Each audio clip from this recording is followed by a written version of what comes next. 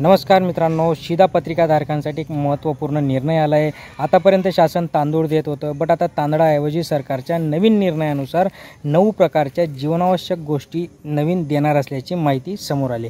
तर त्या 9 गोष्टी कोणत्या असणार आहे, त्यामुळे शेवटपर्यंत व्हिडिओ बघा।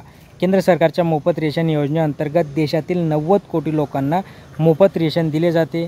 यामध्ये लोकांना पूर्वी मोफत तांदूळ दिला जात होता, मात्र आता सरकारच्या नव्या निर्णयानुसार मोफत तांदूळ मिळणे बंद होणार आहे।